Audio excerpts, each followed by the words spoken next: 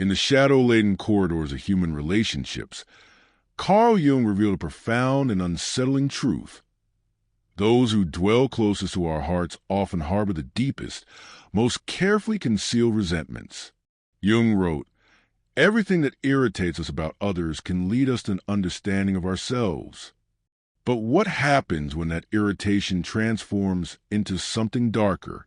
What happens when love curdles into hidden hatred? When intimacy becomes a breeding ground for unconscious malice? Today, we descend into the psychological underworld that Jung mapped so carefully. The realm of the shadow self operates in secret, weaving destruction to the very bonds we hold most sacred. We will explore the 8 unmistakable signs that someone you trust, someone you've allowed into your inner sanctum, secretly despises the very essence of who you are. This is not paranoia. This is consciousness. This is a psychological archaeology that Jung demanded of us, the willingness to excavate the uncomfortable truths buried beneath the surface of our most cherished relationships. Sarcasm and contempt, the language of the disguised shadow. Jung understood that the human psyche is far too sophisticated for crude expressions of hatred. The unconscious mind, in its terrible wisdom, has learned to package contempt in socially acceptable wrapping paper. Watch carefully for the subtle sting of sarcasm that masquerades as humor, not the playful banter between genuine friends, but something sharper, something that carries the energy of a blade wrapped in silk. Their eyes don't smile when their mouth does. Their laughter feels like a performance given for an audience that isn't you. When you share good news, they respond with that peculiar brand of congratulations that somehow makes you feel smaller rather than celebrated. "Oh, how nice for you," delivered with just enough vocal inflection to plant seeds of doubt about whether your achievement truly matters. Jung called this inferior function, expressing itself through the shadow. When someone cannot access genuine joy for your success, their psychological apparatus automatically generates its opposite. The contempt isn't really about you. It's about the parts of themselves they've never learned to love. But knowing this doesn't make their psychological projectiles any less damaging to your soul. Pay attention to the micro-expressions that flash across their face before their social mask falls into place. The eye roll that lasts a fraction too long. The slight curl of the lip that suggests disgust quickly suppressed. These are glimpses into the shadow realm where their true feelings about you reside. Subtle sabotage, the unconscious architecture of destruction. The unconscious mind, Jung discovered, is capable of elaborate acts of creative destruction. Those who harbor secret hatred toward you become unconscious agents of chaos in your life. And the most frightening part is that they often don't even realize they're doing it. They arrive precisely 15 minutes late to the important meeting about your project, full of elaborate apologies that somehow feel hollow. They forget to pass along crucial information that would have changed everything, then express shocked concern when things go wrong. They offer to help with tasks that mysteriously become more complicated under their assistance. Jung identified this phenomenon as negative participation, a form of psychological warfare conducted entirely beneath the threshold of conscious awareness. They're not sitting in dark rooms plotting your downfall like some comic book villain. Instead, their unconscious mind has made you its target, and every interaction becomes an opportunity for subtle undermining. Watch how they respond to your requests for help. True allies make your burden lighter. Shadow enemies make it heavier, while maintaining perfect plausible deniability. They create problems they later help you solve, positioning themselves as your rescuer from difficulties they themselves generated. The most insidious aspect of subtle sabotage is how it makes you question your own perceptions. You begin to wonder if you're being paranoid, if you're imagining patterns that don't exist. This is exactly what the saboteur's shadow wants. For you to doubt your own psychological intuition, while their unconscious continues its work of slow-motion destruction. Silent competition, the zero-sum game of the threatened ego. Competition, in its healthy form, elevates all participants. But when someone close to you approaches every interaction as a zero-sum game where your gain automatically equals their loss, you're witnessing what Jung called shadow projection in its purest form. They cannot simply exist in the same space as your success. Your light somehow dims theirs. Your achievement highlights their failures. Your very presence serves as an unwelcome mirror reflecting back everything they believe they lack. Notice how conversations flow when you're together. Do they allow you to finish your stories, or do they consistently interrupt with their own narratives that somehow always manage to be more dramatic, more important, more deserving of attention? Do they ask follow-up questions about your experiences, or do they use your sharing as a launching pad for their own monologues? Jung observed that this behavior stems from an unconscious terror of psychological annihilation. In their shadow thinking, there isn't room for both of you to succeed, to be loved, to matter. So they engage in subtle campaigns to ensure that when the psychological dust settles, they're the one left standing. They redirect group attention away from you with the skill of a master magician, making the diversion seem natural, inevitable. They find ways to diminish your contributions to group efforts while amplifying their own. They engage in psychological one-upmanship that masquerades as friendly sharing, but carries the energy of territorial warfare. The tragedy is that this competition is entirely unnecessary. There's enough success, love, and recognition in the world for everyone. But the shadow-infected mind cannot grasp this abundance. It operates from a primitive belief that survival requires the destruction of perceived rivals. Apparent kindness, the most dangerous mask of all, perhaps the most psychologically sophisticated sign of hidden hatred, is kindness that feels fundamentally wrong. Jung spent considerable time exploring what he called the persona, the social mask we wear to navigate the world. But what happens when someone uses a persona not just to hide their true self, but to actively deceive? Their kindness toward you feels performative, hollow, tinged with an energy that makes your nervous system recoil even as your rational mind struggles to understand why. They say all the right words, make all the appropriate gestures, but something essential is missing, the warm energy that characterizes genuine care. Jung warned us about this phenomenon. When someone's conscious mind knows they should care about you, but their unconscious mind has already written you off as an enemy, the result is a kind of kindness that feels like emotional poison. It's care without genuine feeling, support without authentic investment. Trust your intuitive responses here. If someone's kindness makes you feel uncomfortable rather than comforted, if their help leaves you feeling more alone rather than supported, if their presence creates tension rather than ease, your unconscious mind is detecting something their conscious presentation is trying to hide. This false kindness often manifests in over-the-top gestures that feel more like performance art than genuine care. They remember your birthday with elaborate fanfare, but forget to check on you during your actual difficult times. They offer dramatic support for your dreams while subtly undermining your practical efforts to achieve them. Care and control, when love becomes psychological imprisonment.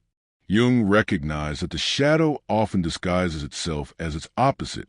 In relationships, this means that control frequently masquerades as care, manipulation presents itself as concern, and psychological imprisonment claims to be love. Someone who secretly harbors resentment toward you will often become intensely invested in managing your choices, directing your decisions, and shaping your path according to their vision of who you should be. But this isn't the natural care that flows between people who genuinely love each other. This is a shadow's attempt to neutralize a perceived threat through psychological domination. They offer unsolicited advice with the persistence of someone who has a personal stake in your compliance. They insert themselves into your decision-making processes as if they were a partner rather than a friend.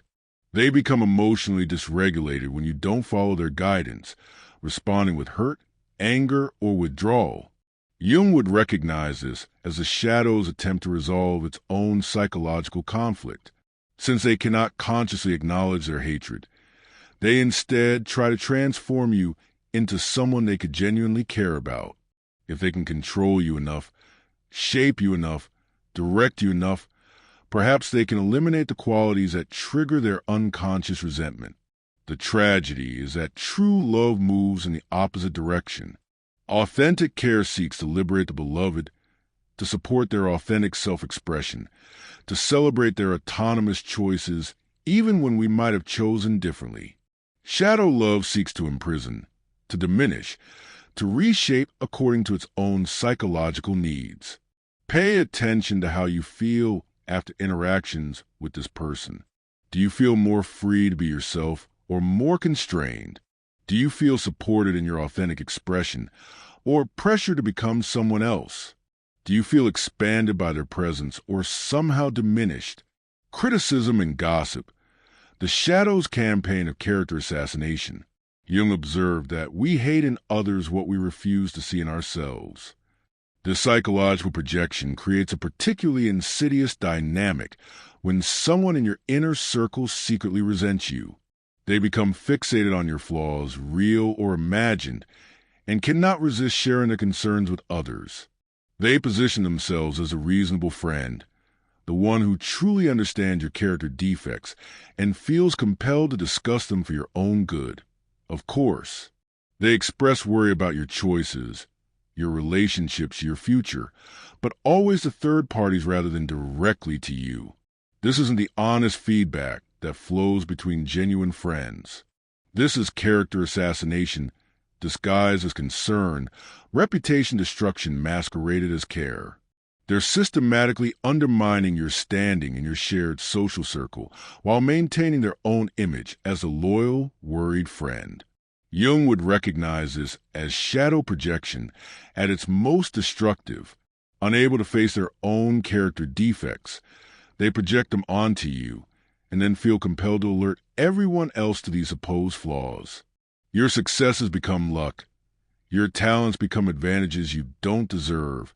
Your positive qualities become evidence of manipulation or deception.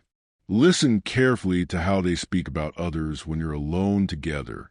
If they consistently find fault with mutual friends, if they seem to take pleasure in others' misfortunes, if they position themselves as a moral authority commenting on everyone else's shortcomings, you can be certain they're doing the same with you when you're not present. The most painful aspect of this behavior is how it contaminates your social environment. You begin to sense that people are looking at you differently, responding to you with less warmth, treating you with subtle suspicion. The shadow enemy has poisoned the well of your relationships while maintaining their own position as a concerned observer. Resentment toward your success, when your light becomes their darkness. Jung understood that the shadow contains not just our personal darkness, but our unrealized potential, all the things we might have been but never became. When someone in your life consistently responds to your achievements with resentment rather than celebration, you're witnessing the psychological dynamic in action. Your successes don't inspire them, they torment them. Every promotion you receive highlights their career stagnation. Every relationship milestone you reach emphasizes their romantic failures. Every goal you achieve serves as a mirror reflecting back their own unfulfilled dreams. Instead of celebrating with you, they find ways to diminish your accomplishments. They attribute your success to luck rather than effort, to connections rather than merit, to advantages rather than talent. They master the art of the backhanded compliment, offering congratulations that somehow leave you feeling worse rather than better. You're so lucky your job is easy, they might say, simultaneously dismissing both your effort and your ability. I wish I had your advantages, they lament, transforming your achievements into evidence of unfair privilege. Some people have all the luck, they observe, erasing your agency from your own success story. Jung would recognize this as the shadow's desperate attempt to maintain psychological equilibrium. If they can convince themselves and others that your success is undeserved, they can avoid confronting the painful reality of their own choices, their own efforts, their own responsibility for their current circumstances. The most heartbreaking aspect of this dynamic is how it poisons what should be your moments of greatest joy. Instead of having someone to share your victories with, you find yourself minimizing your achievements, downplaying your successes, even feeling guilty for the good things that happen in your life. Hidden details, the social reality where you don't exist. The final sign of hidden hatred is perhaps the most subtle and yet most devastating. The gradual construction of a social reality from which you are systematically excluded. Jung understood that the shadow operates not just through direct action, but through careful omission. Watch what they don't tell you. The party invitation that somehow never reached you. The group chat you were mysteriously left out of. The inside joke that everyone shares except you. The plans that were made when you happen to be absent. The conversations that stop when you enter the room. These exclusions aren't accidental oversights. They're the unconscious mind's attempt to socially isolate what it perceives as a threat. By creating parallel social realities where you exist on the periphery, they're attempting to diminish your influence, reduce your social capital, and ultimately eliminate your presence from their psychological landscape. Jung would recognize this as a form of psychological exile. Unable to directly confront their hatred, they instead work to create a world where you simply don't matter as much, where your voice carries less weight, where your absence is barely noticed. The cruelest aspect of this behavior is how it makes you doubt your own social worth. You begin to wonder if you're less important to a group than you thought, if your friendships are less deep than you believed, if your presence is less valued than you assumed. The shadow enemy has successfully made you question your own social reality. Pay attention to the flow of information in your relationships. Are you consistently the last to know about important events? Do you find out about gatherings through other people rather than direct invitations? Do you sense that conversations have been happening without you, decisions made in your absence, bonds formed that somehow don't include you? Deeper, more profound tone with philosophical weight. Carl Jung once wrote, "One does not become enlightened by imagining figures of light, but by making the darkness conscious." Today, we have made conscious a particularly painful form of darkness, the shadow that operates within our closest relationships. But Jung reminds us that this recognition is not meant to breed paranoia or cynicism. It is meant to free us. When we see these patterns clearly, when we name them without flinching, when we acknowledge them without denial, we reclaim our psychological sovereignty. The shadow exists in all human relationships because the shadow exists in all human beings. The question is never whether it's present, but whether we have the courage to acknowledge it and the wisdom to respond from a place of consciousness rather than unconscious reaction. Understanding these dynamics doesn't mean becoming suspicious of everyone around you. It means developing the psychological sophistication to distinguish between authentic love and shadow love, between genuine care and disguised control, between true friendship and unconscious resentment. When someone's shadow has made you its target, you have three choices. You can remain unconscious and continue to be wounded by dynamics you don't understand. You can become reactive and respond to shadow with shadow, or you can become conscious and choose your response from a place of psychological clarity. Jung believed that every encounter with the shadow, whether in ourselves or others, is an opportunity for greater consciousness. These painful relationships, these hidden resentments, these unconscious betrayals, they're all invitations to wake up more fully to the complex reality of human psychology. In the depths of the psyche, beneath the layers of social nicety and conscious intention, truth waits patiently for those brave enough to look. And in that looking, in that unflinching examination of shadow and light alike, lies the path to genuine freedom. The darkness we refuse to see controls us. The darkness we acknowledge loses its power to destroy us. Choose consciousness. Choose truth. Choose the difficult but liberating path of seeing what is actually there rather than what we wish were there. In the end, Jung's greatest gift to us was not the elimination of shadow, but the courage to face it, For it is only in facing the darkness that we can truly appreciate the light.